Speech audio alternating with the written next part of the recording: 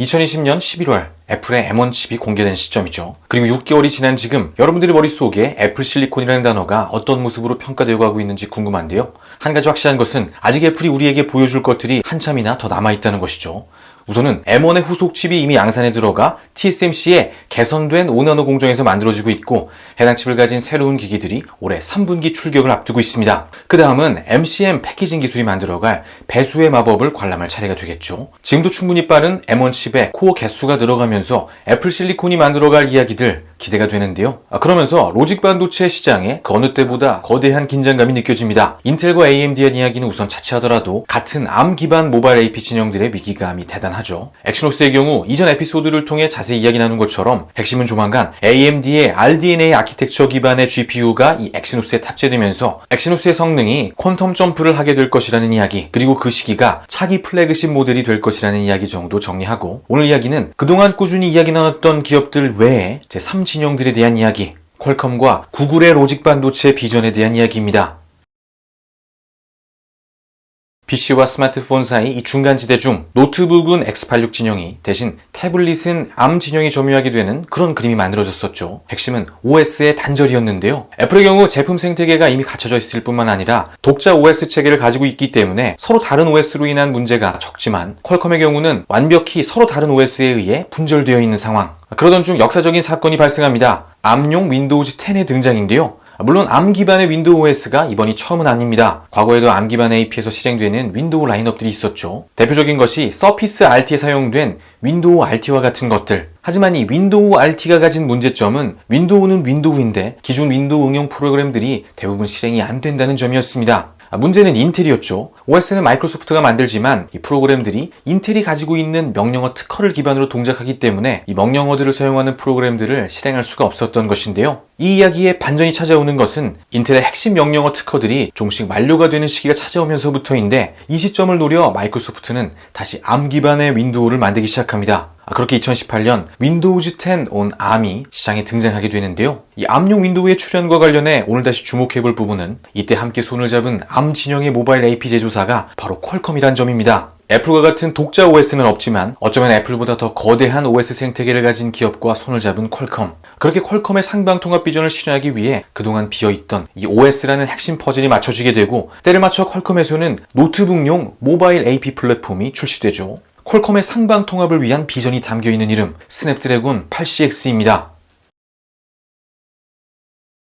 사실 스냅드래곤 8CX가 나오던 시기 퀄컴에게는 완벽한 확신이 있었다기보다는 미래를 위해서 당연히 해야 하는 포석 정도의 의미였겠죠. 모두가 아시는 것처럼 ARM 진영의 상방통합은 그동안 너무도 하고 싶었고 또 꽤 많은 이들이 도전했지만 결국은 안 되더라는 그런 결론이 마치 정설처럼 굳어져 가고 있었습니다. 더욱이 최근 X86 노트북들의 전성비가 무서울 정도로 개선되면서 이제 배터리 타임이 10시간을 훌쩍 넘는 노트북들이 나오고 있습니다. 물론 ARM 기반 노트북이라면 동일 조건이면 더 긴 배터리 타임을 갖게 되겠지만, 플랫폼이 커지면 커질수록 전체 배터리 소모 중 이 디스플레이가 차지하는 비중이 커지면서 CPU 전성비 차이에서 오는 어드밴티지가 급격히 줄어들게 되죠. 따라서 ARM 기반 노트북을 사용하며 얻게 되는 이익이 생각보다 크지 않다는 점도 고려해야겠습니다. 반대로 성능의 측면에서는 여전히 X86 진영은 ARM 진영이 그것을 압도하죠. 단순히 긱벤치 성능만 따지면 8CX 플랫폼의 점수가 X86 진영의 최하위 라인업들보다는 높은 점수를 보여주고 있지만, 지금 윈도우 10 on ARM의 경우는 완벽히 네이티브하게 이 프로그램들을 구동하는 것이 아니라 에뮬레이팅을 통해 성능 손실을 보면서 구동하는 경우가 많고,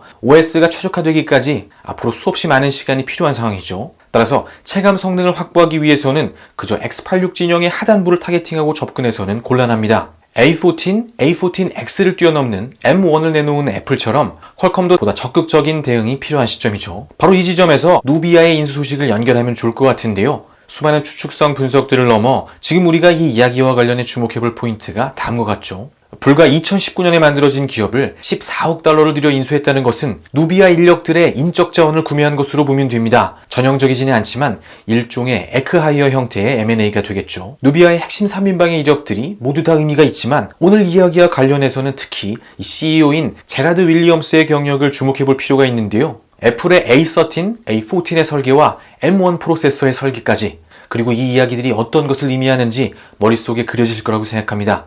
M1의 스토리를 만들어낸 핵심 인력의 핵심 기술을 가장 빠르게 또 상대적으로 가장 안전하게 확보할 수 있는 방안으로서의 인수. 2년밖에 안 된 기술 스타트업에 책정된 14억 달러라는 금액에 대한 대략적인 이야기들이 정리가 되시죠. 애플이 M1을 통해 증명해낸 이야기들을 따라 드디어 또 다른 ARM 진영인 이 퀄컴이 상방 통합을 위해 다시 칼을 빼들고 있는 모습이 그려집니다. 2010년대 후반 CPU 커스텀을 중단하며 GPU 개선에 집중해온 퀄컴이죠. 그렇게 아드레노의 업그레이드에 매진해온 자사의 노력들이 결실을 맺어가는 동안 그 반대편에서는 누비아의 핵심 인력들에 의해 퀄컴의 나머지 분야들이 강화되며 2020년대를 준비하는 퀄컴의 기술 비전이 완성됩니다. 그리고 로직 반도체 시장을 향해 진격해오고 있는 제3진영 중 반드시 정리해야 하는 또 다른 이름이 있죠. 안드로이드라는 모바일 OS 시장을 제패한 사실상 이 이야기의 마지막 퍼즐을 들고 있는 이름, 이제 오늘의 마지막 이야기를 시작하면 좋을 것 같습니다. 애플은 OS와 제품 생태계를 가지고 있고 삼성은 보다 스펙트럼이 넓은 제품 생태계를 가지고 있죠. 퀄컴은 통신 주도권을 바탕으로 제조사들과의 실효적인 동맹관계를 맺고 분절된 OS 생태계와 관련해서는 마이크로소프트라는 대안을 가지고 있습니다. 그리고 이들이 가지고 있지 못한 퍼즐을 가진 이가 바로 구글이죠. 구글의 경우는 반도체와는 조금 상관없는 기업이 아니냐 하실 수도 있지만 우선 로직 반도체를 이야기하며 구글을 주목해야 하는 세 가지 이유 바로 다음과 같습니다. 우선 앞쪽의 두 개의 이야기는 구글이 반도체 시장의 핵심 수요자라는 것, 다시 말해 구글이란 기업이 갖는 이 반도체 시장에서의 위치 또 영향력을 증명하는 이야기고, 이 뒷부분의 이야기는 조금 더 무시무시합니다. 구글이 마음만 먹으면 언제든지 수요자에서 유력 공급자가 될 수 있다는 이야기와 같죠. 이미 구글은 나름의 로직 반도체 비전을 가지고 있습니다. 그것을 증명하는 이야기가 바로 TPU라는 단어인데요. 구글의 경우 데이터 센터, AI, 또 머신러닝이라는 확고한 타깃이 있기 때문에 모바일에서 노트북, PC를 거쳐 데이터 센터로 올라오고 있는 다른 기업들과는 다르게 이미 다른 기업들이 노리고 있는 최종 목표에서부터 출발을 합니다. 벌써 네 번째 TPU 버전이 등장했고 엣지라는 이 저전력 TPU를 등장시키며 서서히 데이터 센터용 로직 반도체 시장 공략에 나서고 있죠. 하지만 오늘 이야기와 관련해서 더욱 중요한 지점은 구글의 로직 반도체 비전이 데이터 센터만이 아닌 엣지 디바이스 영역까지 뻗어 있다는 것인데요. 픽셀에서 픽셀북까지 완벽히 구성된 라인업과 각각의 독자 OS까지 모두 가진 이 생태계가 구글이 단순히 데이터 센터만을 보고 달리지 않는다는 것을 방증하는 첫 번째 증거입니다. 이때 구글의 경우는 각각 안드로이드와 크롬이라는 OS가 있으니 그냥 레퍼런스 기기 개념으로 이 제품들을 내놓는 것이 아니냐, 그래서 반도체 시장이라는 크게 상관없는 이야기가 아니냐 하실 수도 있는데, 우선 구글의 픽셀 비주얼 코어에 대한 이야기부터 시작해야겠죠. 최근에는 많이 희석된 감이 있지만 처음 픽셀이 등장할 때부터 지금까지 다소 평범한 하드웨어를 가진 구글의 레퍼런스 폰이 주목을 받았던 가장 큰 이유가 바로 이 픽셀의 사진 퀄리티 때문이었고, 되게 많은 이들이 이 픽셀의 사진 퀄리티가 좋은 것은 소프트웨어적인 후처리에 기인한다고 평가하죠. 이 이야기에서 한 가지 빠뜨린 것이 바로 이 픽셀의 비주얼 코어입니다. 픽셀 4에 와서는 이 픽셀 비주얼 코어가 픽셀 뉴럴 코어로 진행하며 이 AI 연산의 범위를 확장하고자 하고 있습니다. 그리고 이 PNC가 바로 앞서 이야기 나눈 HTPU의 설계 역량들을 활용해 만든 프로세서로 구글의 로직 반도체 비전, 그리고 그들이 그리고 있는 하방 통합의 움직임을 보여주는 좋은 예가 되겠는데요. 하지만 여기까지는 맛배기에 불과하죠. 2021년 우리가 구글의 이야기를 주목해야 하는 이유는 구글이 기획하고 있는 그 다음 단계의 이야기들 때문입니다.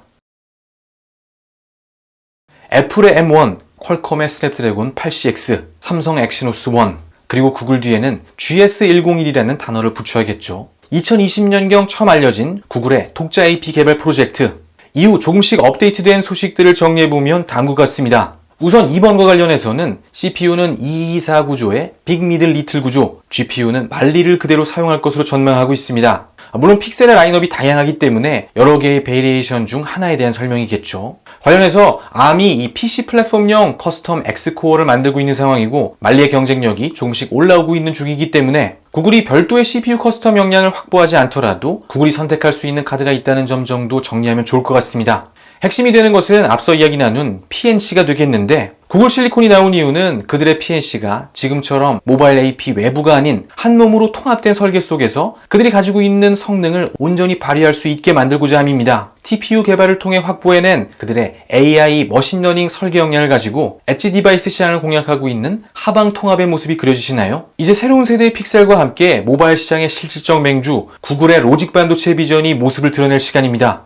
M1 프로세서 등장 이후 이어지고 있는 ARM 진영의 북진, 그리고 올해는 구글 실리콘이 등장하며 그 어느 때보다 흥미로울 로직 반도체 시장의 경쟁 구조가 그려지죠. 그리고 우리가 주목해야 할 또 하나의 포인트는 이 프로젝트 화이트체프를 위해 구글이 선택한 동맹이 바로 삼성 LSI라는 점입니다. 이 정도의 그림을 그려놓으면 올해 벌어질 일들에 대해 대략적인 관전 포인트들이 마련되죠. 그리고 앞으로 이어질 이야기들, 가제서울에서 꼼꼼히 정리해 나가도록 하겠습니다. 오늘도 함께 해주셔서 감사합니다. 행복한 한 주 보내십시오.